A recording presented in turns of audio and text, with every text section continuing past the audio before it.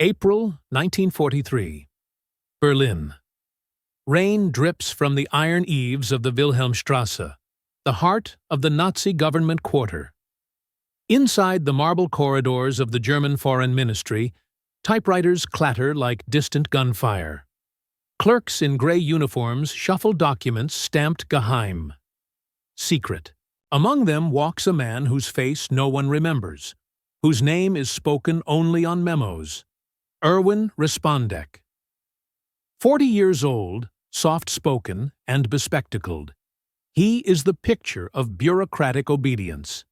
His work takes him between departments, moving memoranda between the Wehrmacht operations staff, the Foreign Office, and the Ministry for Armaments. Every morning he arrives precisely at 8. Every evening he leaves precisely at 6. No one notices that, twice a week, he detours before going home. Down a quiet street near Tiergarten, where he steps into a second-floor flat above a tailor's shop. Inside, behind curtains drawn tight, Respondek lays out a single sheet of carbon paper, a fountain pen, and a strip of tissue-thin tracing film. From his briefcase he removes folded military directives, troop redeployments to the Eastern Front, ammunition supply forecasts, airfield construction reports. He copies them quickly, his breathing steady. Every line he writes carries the weight of a death sentence. For himself, if caught, or for thousands of men on the front, if not. By midnight, the documents are returned to his briefcase. The copies, rolled into a cylinder the size of a cigarette, are sealed inside a hollow metal pen. That pen will change hands the next day in a crowded cafe on Kurfürstendamm, during a 5-second brush past a man reading Pravda behind a German newspaper. The message will travel through underground channels to Soviet intelligence, who have given Respondek the codename Arno. His reports describe the German army's massive preparations for a summer offensive near Kursk, the largest tank assault in history. Soviet analysts, skeptical at first, begin to notice that Respondek's information aligns with intercepted radio traffic. His latest dispatch lists divisions, armor strength, and attack dates. One paragraph, written in his cramped hand, reads simply, "The offensive will begin in early July. Its name is Citadel. The intention is encirclement. The scale will exceed Stalingrad." Back in Berlin, Respondek's outward life continues, untouched. He dines with colleagues, toasts victory for the Reich, and answers routine questions from Gestapo censors inspecting Foreign Ministry staff. He even receives a commendation for exceptional reliability. But each time he glances at his reflection in a window, he knows it could be the last day he walks free. Somewhere deep in the Russian steppe, Red Army engineers are digging trenches and laying mines based on the details from those secret rolls of tracing film.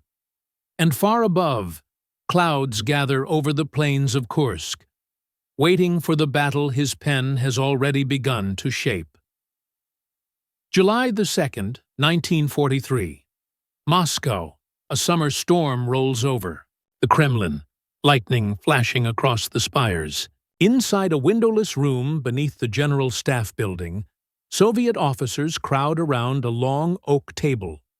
At its head sits Marshal Georgy Zhukov, his jaw clenched, a cigarette burning low between his fingers.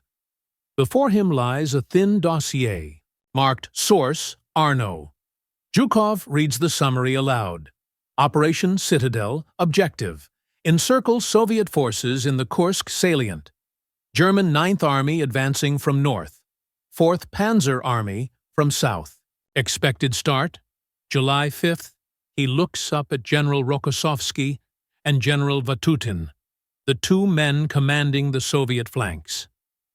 If this report is true, he says quietly, then they have already begun fueling their tanks. Around the table, the WWII officers exchange glances. Weeks earlier, Soviet reconnaissance flights had reported vast German troop concentrations near Orel and Belgorod, Tiger and Panther tanks arriving by the hundreds. But now, Respondek's intelligence confirms the plan's timing and scope with chilling precision. Zhukov exhales. "We will not attack first," he says. "Let them come." In the days that follow, Soviet forces prepare the largest defensive network in military history. Minefields stretching 200 miles, interlocking artillery zones, and camouflaged anti-tank positions hidden in wheat fields. Every move, every trench, every ambush is guided by Respondek's information. While soldiers dig in on the steppe, in Berlin, Respondek continues his quiet rebellion. He now works as an economic liaison between the Wehrmacht and industrial suppliers, which grants him access to rail movement reports and logistical summaries. The arteries of war. Late one night, he intercepts a message from the Army High Command noting delays in fuel shipments to the 4th Panzer Army. He copies it in miniature and passes it through his contact chain. It will reach Moscow in 48 hours. On July 5th, dawn breaks over Kursk. Thousands of German guns open fire, lighting up the horizon like a storm of iron. Columns of tanks roll forward, Tigers, Panthers, Panzer IVs, their treads crushing the steppe under smoke and thunder. Yet everywhere they advance, they meet prepared fire. Soviet minefields detonate beneath the armor columns. Katyusha rockets streak from concealed ridges. The Red Army does not yield. They knew exactly where the enemy would strike. North and south, converging toward Prokhorovka. German commanders, stunned by the precision of Soviet resistance, begin suspecting their plans were leaked. But by then, it's too late. Inside the Kremlin, Zhukov receives the first radio reports from the front. "Citadel has failed to break through," an officer says. Zhukov nods once. Then, the counterattack begins. By mid-July, the Battle of Kursk turns into a slaughter. The 4th Panzer Army loses more than half its armor in 3 days. Hitler, alarmed by Allied landings in Sicily, orders the offensive halted. The Wehrmacht retreats, bleeding, exhausted, broken. And somewhere in Berlin, the man who made it possible sits quietly at his desk, typing up a report on grain exports to Hungary. He keeps his head low, his tone neutral. The radio in the corner murmurs German propaganda about a strategic withdrawal. He knows the truth. The defeat at Kursk has sealed Germany's fate. That night, as the city darkens under another Allied bombing raid, Respondek hides a new roll of tracing paper in his jacket. The documents this time are more dangerous than ever. Orders concerning troop movements to defend the Western Front. If he's caught, the Gestapo won't need evidence. Suspicion alone will mean torture and death. But he goes anyway.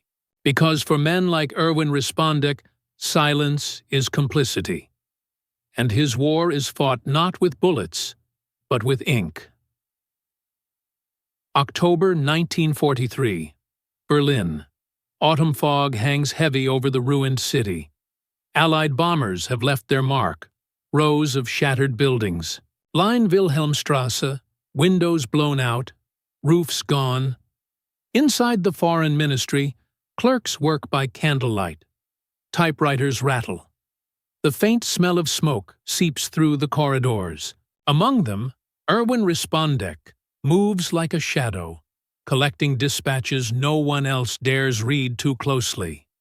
He's grown thinner. The air raids, the rationing, the constant risk have worn him down. Yet his routine remains unbroken. Each night, after curfew, he slips through back streets to meet his Soviet contact, a courier disguised as a postal worker. They never speak more than 3 sentences. The exchange is always the same: a parcel of blank envelopes and a newspaper folded over one containing a microfilm strip no longer than a match.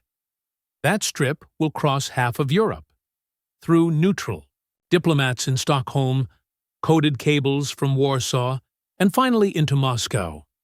Inside, it carries maps of German defensive lines on the Dnieper, new orders from the OKH, and casualty reports so grim even Berlin's own officers barely believe them. Each document Respondek copies deepens the Kremlin's picture of a collapsing German war machine. His intelligence allows Soviet generals to predict where the Wehrmacht will dig in next and when it will have to retreat.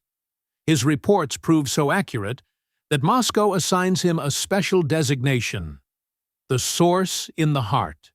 But with precision comes danger. In November, the Gestapo begins tightening its net. Counterintelligence officers under Reinhard Gehlen, the Abwehr's analytical chief, suspect leaks inside the civilian ministries. They arrest secretaries, intercept mail, and install listening devices in government offices. Respondek notices small things: his colleagues' sudden silences, a missing file from his drawer, footsteps that echo one beat too close behind him. He knows his time is running out. That winter, the Soviets push westward. Kiev falls in November. By January 1944, the Red Army crosses the old Polish frontier. Each success carries the faint signature of his work.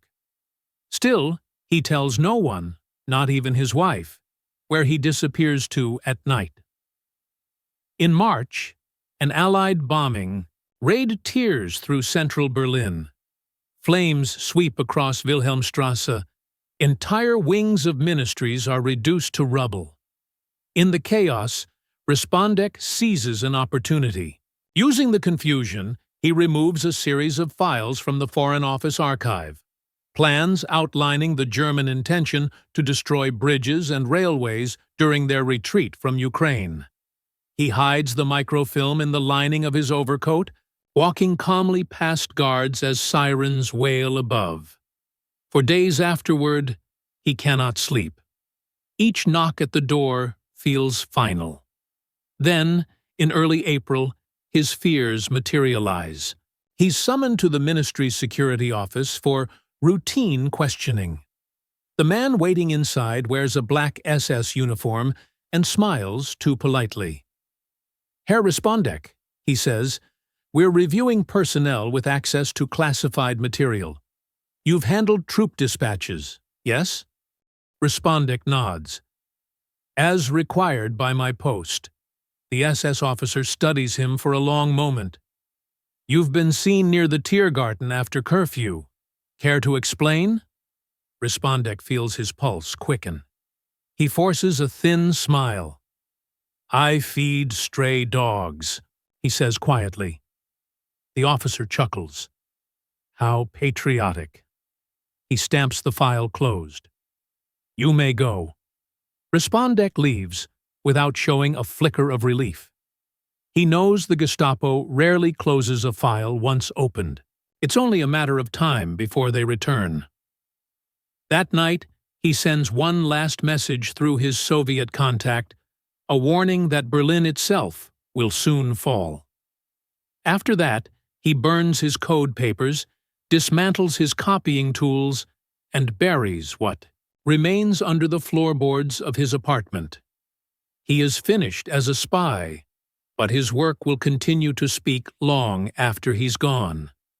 Because by then, the Reich is dying, and the front he fought for exists no longer in trenches, but in the quiet. Resistance of men who chose truth over obedience. April 1945. Berlin. The city burns. Soviet artillery thunders day and night, shaking plaster from ceilings, shattering the last illusions of Hitler's Reich.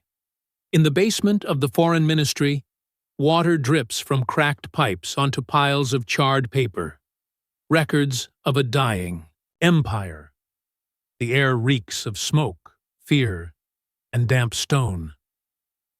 In a corner office stripped bare of furniture, Erwin Respondek sits at a small desk, a single candle flickering beside him.